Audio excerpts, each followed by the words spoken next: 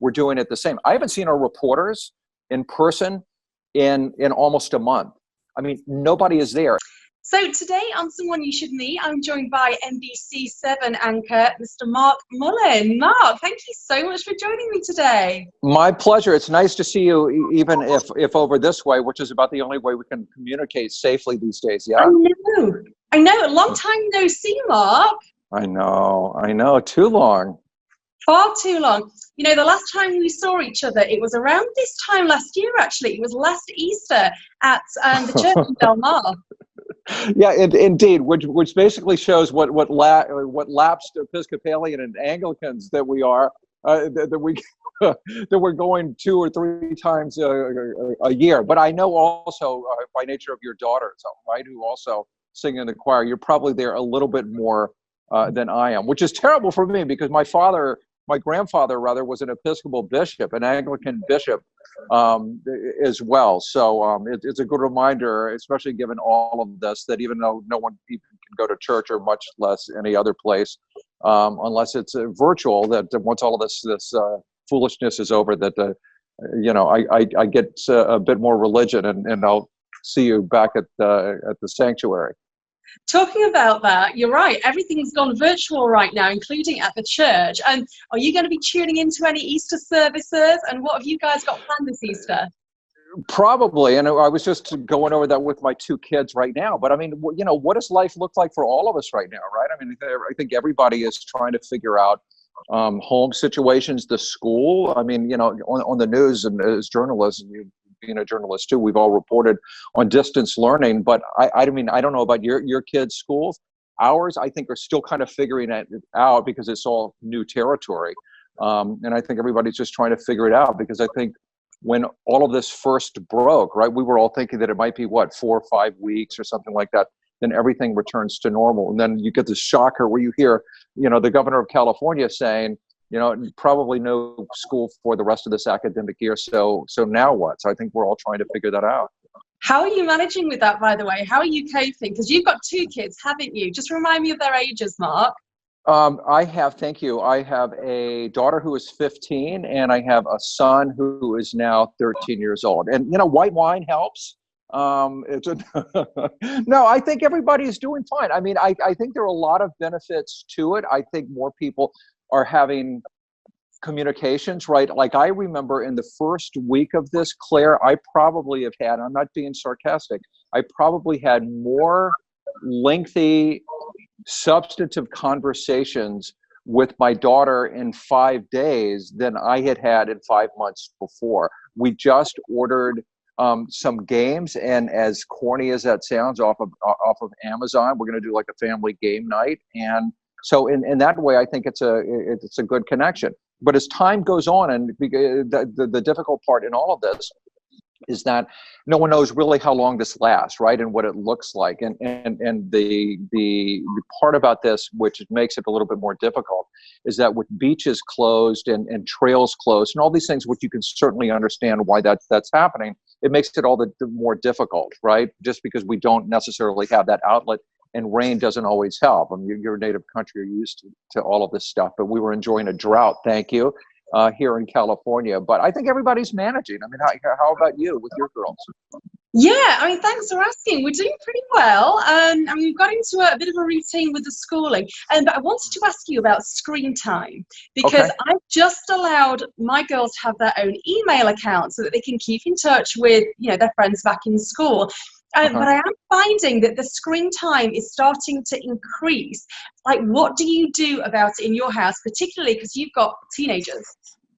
Wait till they go to sleep, hide the phone, pretend like you don't know where they are, and then, then they'll do like screen time. I think everybody does the best they can, but that's the toughest part, right, is dealing with phones, and especially with girls as well. I mean, the part I hate about all of this, and first of all, because of screen time, depending on the device, you can limit the amount of time that they have access, including to different apps. And I think that's really helpful, but it's a monster to manage, right? I mean, what I have found is that, and I think many parents would say the same thing, especially as the girls get a little bit older and they're getting into teenage years, The worst part about any of the phone, besides it taking attention and they're walking around kind of doing this all of the time, is if someone posts on social media, a friend who did something with another friend, which your own kid was not included,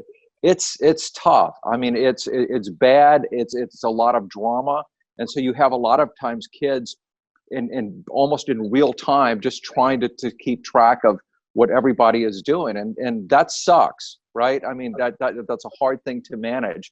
But I remember I did a story on phone and screen time and some problems that some girls had gotten into at this one particular high school with photos and all the rest of that. And I remember this one security expert that I interviewed, and he said, when you're first giving your kid access to technology, whether it's their own phone or whether it's an email account or something else like that, tell them in advance. And there are even like contracts that you can print out on the internet and have them sign that says, you know, you will not do this, you will not do this, and understand that I have control and I can take that away. And I'm not doing that to be a bully, but I'm doing this to protect you. You, my kid, I trust. It's the rest of the world that we have to be mindful of. And sometimes if you do it sort of towards the beginning, not always, but sometimes in the beginning, it makes it a little bit easier to manage as time goes along. Yeah, I mean, I'm pretty strict with the girls. I mean, they're only 9 and 11, so they don't have phones. They do have Chromebooks for schoolwork. But I was just surprised yesterday because my girls are pretty creative and they've been doing lots of drawing, making Easter cards, that type of thing. But I got an email from Google to say that my youngest had 3 hours of screen time. And I was like, what the heck? Like, I didn't realize you'd been on for 3 hours. But then, you know, I'm working, I'm doing what you're doing, which we'll get onto it in a minute, like broadcasting from home. And so I was like, oh my gosh, 3 hours, that's a crazy amount. Can I just ask, is there a difference between like parenting a boy to parenting a girl? Because I've got 2 girls. Oh So my I God. don't know what to do with boys. What are the differences? How many hours do you have? Are you kidding? You know, boys, in some ways, boys are just easy, right? I mean, you know, everything is like at ramming speed and this and that and crash into this and all of that. Feelings on the sleeve and stuff like that. You know, girls are just can be more complicated, and you throw in hormones that any teenager is going through. I mean, we were all teenagers as well, and you know what pains in the neck and what angels we all were to our own parents and stuff like that. So it becomes payback. Just for the record, Mark, just for the record, I was and still am an angel. Of course I was.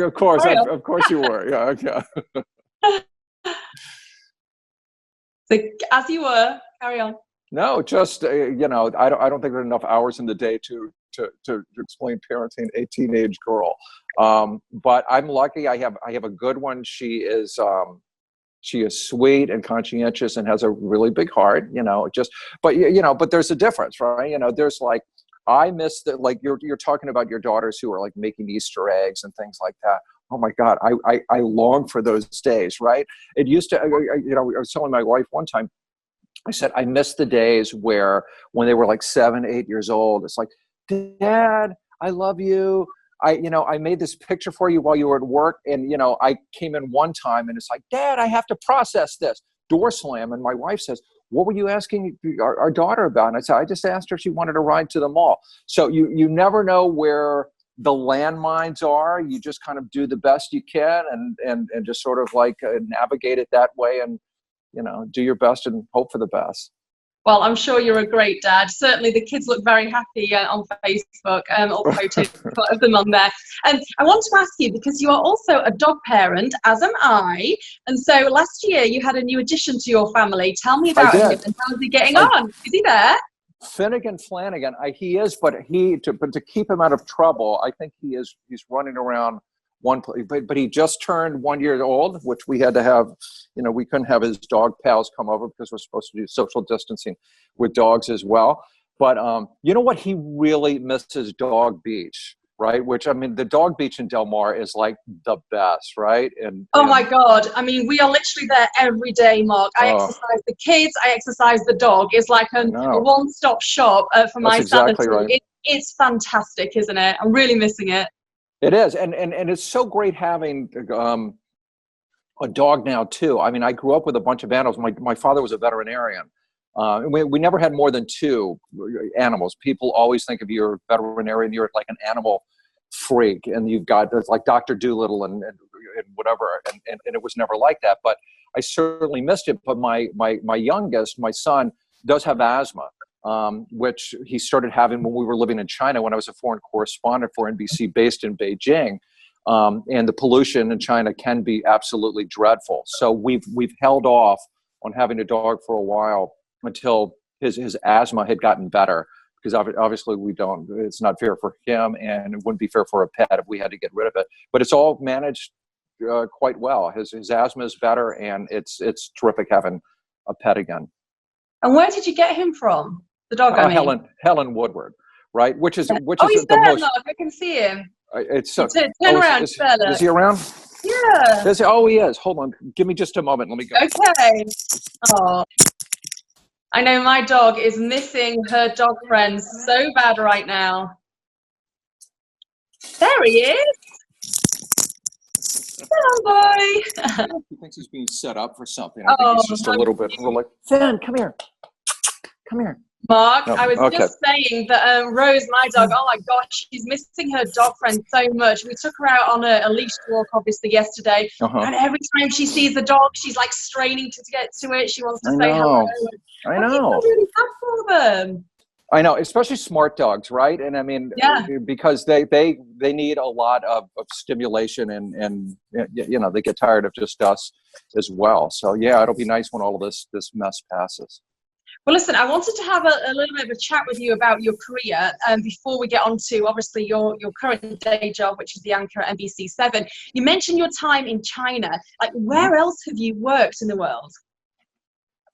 I mean, Claire, you're an expatriate also, so you know what it's like. We live lives as gypsies a lot of times, just going from one place to another. But I worked in local television in a lot of places in the U.S., started off in a little small town like outside of New Orleans, and worked in Texas. That's where you're from, isn't it? I'm from New Orleans. I am. So you're not a San Diego boy, are you? No, I'm not. I don't know how many really native San Diego boys there are. My wife is a California native. She's a San Francisco native, but yeah, a lot of us are transplants. But just New York. I worked for ABC News based in New York. When I was there, I was an anchor for this kooky, crazy overnight newscast called World News Now, which was fun. But Texas, Mississippi, starting off, California in a number of places, and did a lot of rotations when I was a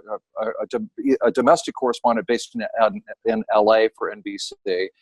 Did a ton of rotations in London.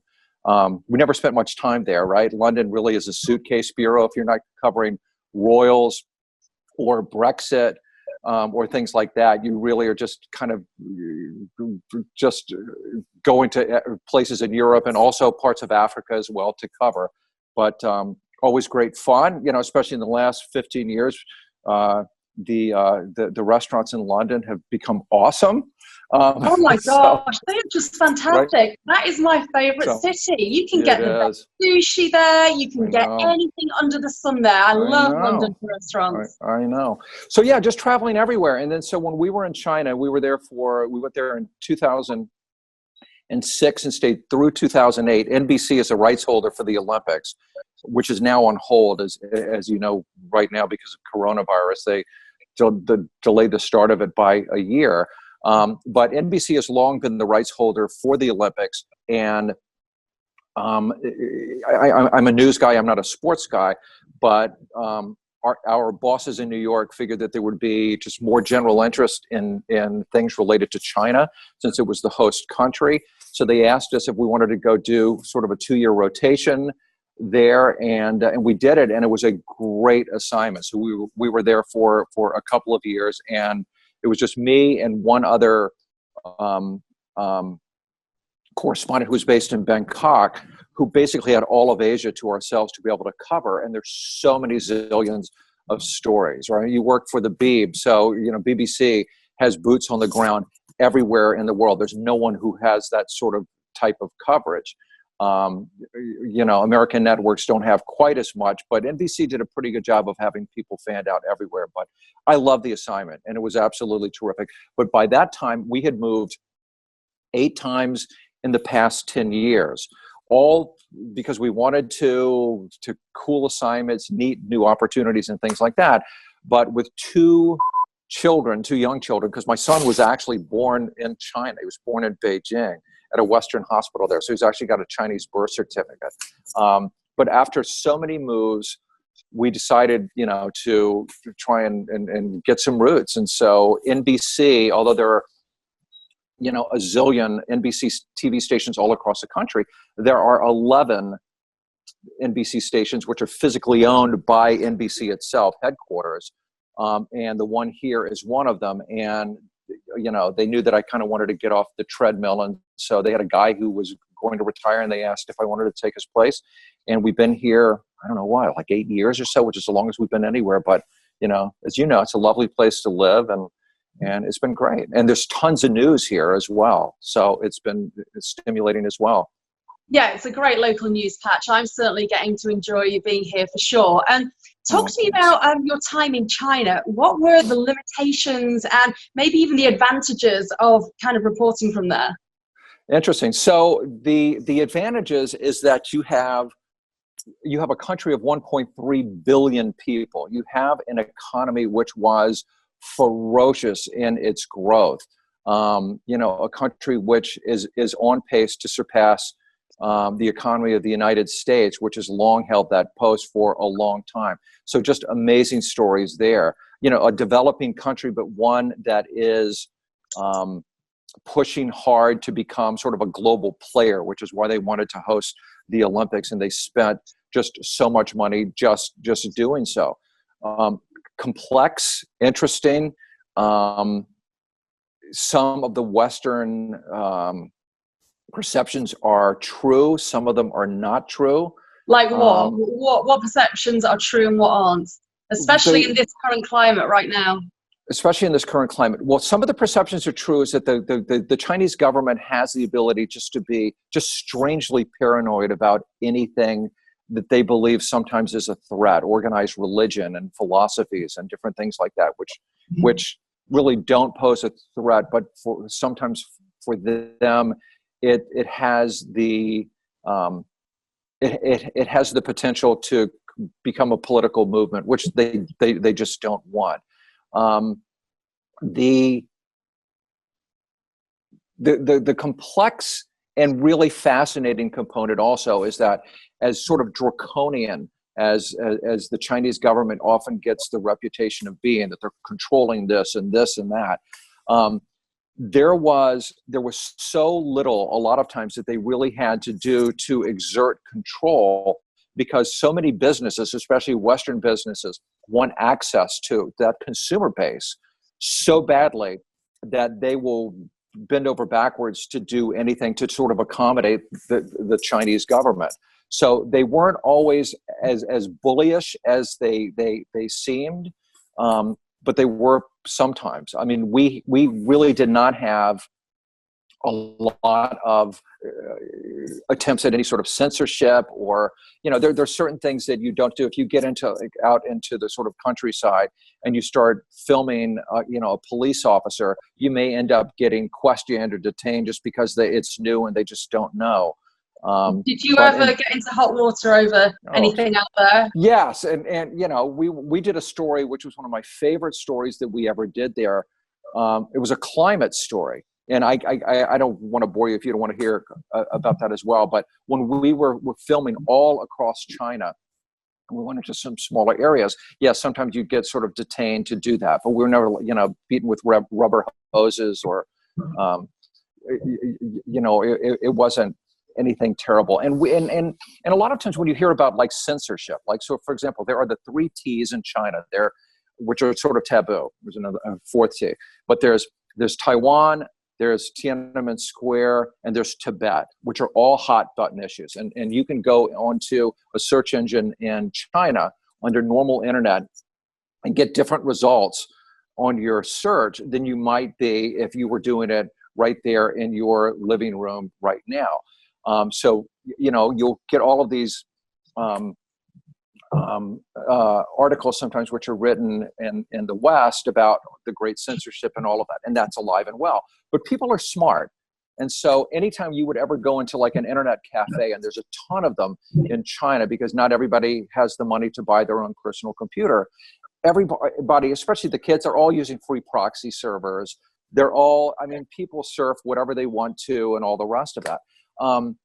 And that was fascinating. The other thing that I thought was really interesting in China is that in some ways, despite some of this sort of fear and kind of paranoia that they have over any sort of threats to national government and new religions and things like that, it was interesting that in many ways it was in China communist in name only, because you have absolute freedom to make as much money as you possibly want. And if you do that, it gives you the access that money anywhere can do. You can buy a car. You see Audis everywhere in the nicer neighborhoods there. You can travel. You can go do basically anything that you want to. You can put your kids in private schools. You can get the best Western type medicine, things like that. And also there's in the DNA of many Chinese is this craving for stability. And if you look at what that country went through with the Cultural Revolution and the famine that resulted in all the rest of that, for some Chinese, not all, but for some Chinese, it's not as important to them as it would be for us, the ability to go into the middle of Tiananmen Square, the main square of Beijing, and yell, Mao sucks, or I hate China, or whatever. That's not, that expression is not always as important to that. And because I had a lot of friends, especially after the student uprising in 1989 at Tiananmen Square, where I would have friends when we would come for home leaves, and they would ask me, what happened to the democracy movement in China, right? I thought that everything would have gotten better and blah, blah, blah. And what's happened was the Chinese government opening things up where people can make a living and do what they want and buy a house and cars and this and that and all the rest of that stuff. It's taken kind of the wind out of the sails, because some of the basic staples of life are now obtainable to the Chinese, and they're just ferociously after it. I mean, there's this monster work ethic, and it's not that it's something that's just inherent with the ethnicity, though it may seem like that sometimes. It's just they went through really, crummy times, and they're trying to ride the wave as long as they can. I'll never forget when I got there, NBC required us to have a driver. Right? When it's just like, we're journalists. We're used to sort of hacking our way around and doing whatever, and riding the tube and doing this or that. So it was just like, well, wow, I get like a car and driver, whatever. And they did it for liability purposes. All of the Western companies do that because, if I got into a car crash or something and hurt somebody, then the company is liable. And so they just figure it's better to have like a local person. And I'll never forget, Claire, that when with my bureau chief, since I did not speak Chinese, we were interviewing different drivers. The job that we posted was we wanted somebody, if possible, to work 6 days a week. And I'll never forget that the first guy that came in was the nicest man in the world. Jack was the Western name that kind of he took, who we ended up working with for a couple of years. And when we left China, referred him to a friend of ours, and he's still with him, which is great. But anyway, we got in there, and he is looking at the job description, and he's like, I see that you want somebody to work 6 days a week, and I will do that because I'd like the job, but I really would prefer not to work 6 days a week. And I said, I totally get that, but we will pay you as if it were for a whole week. He said, no, you don't understand. I prefer to work 7 days a week. But if you're saying I can only work 6 days a week, I will. We all start laughing. And my bureau chief, who had lived in China, he's Filipino, but had lived in China for like 30 or 40 years, started nodding like, welcome to China and all the rest of that. So, you just have this sort of, this industry that is inherent in so many people now that just want to, get whatever they can. while they still can. And when you talk to people all throughout China, and it's fascinating, and it's a good reminder that wherever you go, and regardless of somebody's background and the rest, everybody wants the same thing everywhere, right? I mean, you want your kids to have a better life than you did. You want them to be safe. You want to be able to feed people, and if you can have some niceties for your family. And it was we really loved our time there. The people were terrific, especially in Beijing, right, which is the capital. And it's not a pretty city. It's not Shanghai. It's not Hong Kong, which have a lot more creature comforts. And even if you miss like U.S. stuff, I did an interview with the Chinese national and former Houston Rockets basketball player Yao Ming, and we in Shanghai, and he was hungry, and he said, can we call up California Pizza Kitchen, which is right next door, and they would deliver something, right? So Beijing's not like that, but the people were super nice, Claire. I mean, just lovely people, and you would think like in Beijing, which is the capital, of communist China, that it would be sort of the most dour. And so the people were sweet. I mean, they were really, really nice. The funny thing is, and you can draw your own philosophical conclusions, the places in China, just like places anywhere in the world where kind of the people are sort of like the toughest to deal with, is anywhere there's money. So like Hong Kong and Shanghai is a place where like we were filming in Hong Kong one time, just on the public street, and there was a restaurant along with a number of other businesses on this one boulevard that we're filming, and the owner ran out and he says, "You give me money because you just put my you just filmed my restaurant," which is like, what are you talking about? But Beijing people were great. So, I mean, how fascinating. I could talk to you literally all day about your time there, but what would you say are the main misconceptions that people have about China, particularly coming out of this coronavirus pandemic? That's tough, especially with coronavirus. Claire, I don't know. And the reason why is that there is the perception that that the threat was maybe underreported. And I think that's entirely possible. I think, I don't think that as that there's a national DNA within China that they're not going to tell the truth, but it's certainly present in that culture of saving face. And they culturally get embarrassed at anything that may make them look bad. So I don't know. I mean, I'm not in a position to even know something like that. What I do know is that they have the ability, being a government which is that strong with a huge state government, to order, to impose even the type of orders which existed over Wuhan, all right, which just yesterday started easing restrictions and people were going out and hugging each other and all the rest of that. But we interviewed an American who has been teaching not far from the epicenter. And it's not like it's even here where it's just like you're advised not to go outside unless it's necessary or whatever. She reported to us, and we did a story on this, a healthcare monitor and a guard in the lobby in reception of her apartment building. And you have like these sort of like little punch cards, and you're only allowed to go like to the grocery store and to like a doctor if need be on certain days. Otherwise, you're out of luck. And they measure temperature going to and from and all the rest of that stuff. So,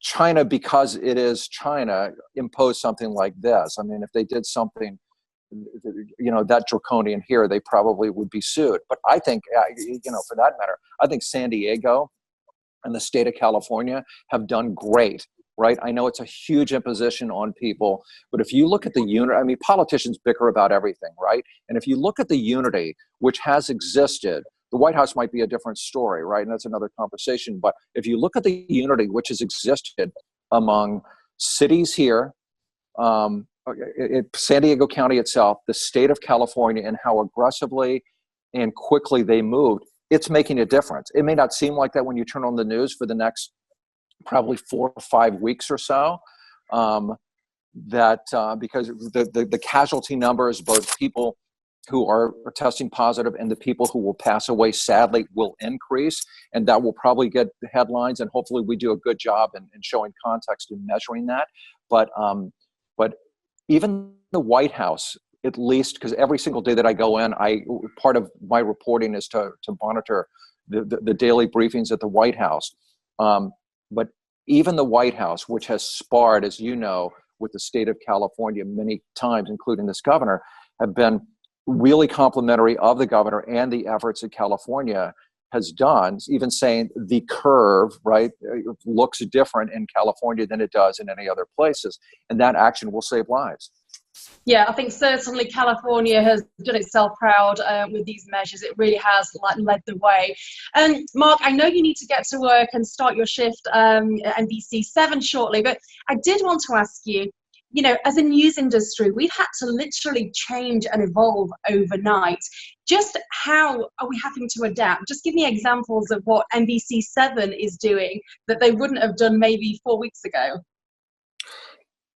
Everything. It's crazy, right? I mean, so when someone turns on the news and they see like anchors like at home, like I'll be at home next week doing that. But even at our television station, typically there are at least 200 people who are there. On any given day now, there's maybe a dozen. I mean, that's it. So just like people are doing in other professions, we're doing it the same. I haven't seen our reporters in person in almost a month. I mean, nobody is there. And even, which is strange, is that even in our office, none of us are in our normal office space.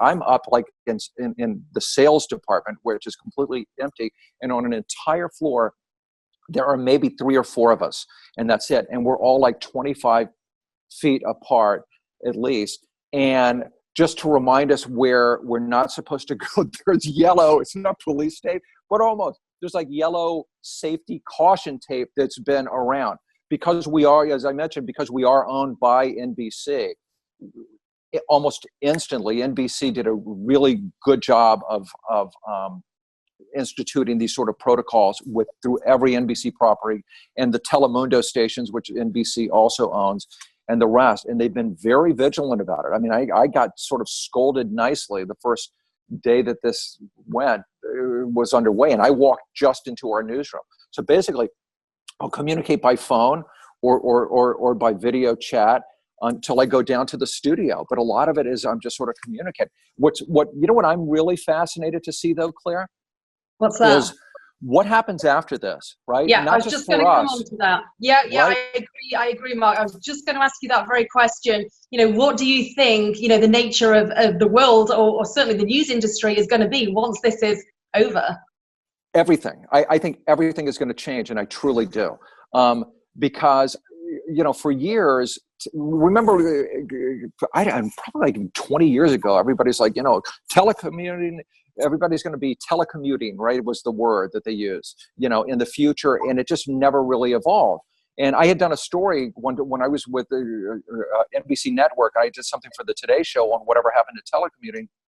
And workers were all really keen on doing it. It was employers that were kind of reluctant to do that. So, you know, some needed to migrate to manage work instead of workers, and that was tough for them. Also, in their defense, they didn't know what to do with certain human resource issues. Like, okay, what if somebody slips and falls in their home office? Are we liable for it? So, but it's things like that that kind of can be managed. Like it or not, this is something that has completely become the grand experiment around the world. And I'll tell you, I think things are going to change dramatically. So for example, our newscast producers, basically the bosses of each newscast, almost all of ours are producing out of home. The teleprompter operator, which provides the scripts, which help us read, 2 times in the last week, that's been run out of somebody's house at home. So I think in the future, you're going to see just a lot more people working out of home. And forget TV for just a moment. I have a friend of mine who works at a hospital system, as an executive for one of these sort of hospital networks with many clinics and things like that. Already now, and we're trading text a couple of days ago. Already now, they told us that in the first week alone, doctors within their system did 5,000 telemedicine visits, right, over iPads or phones, apps, things like that. 5,000 in the first week. They did 4,000 the second week.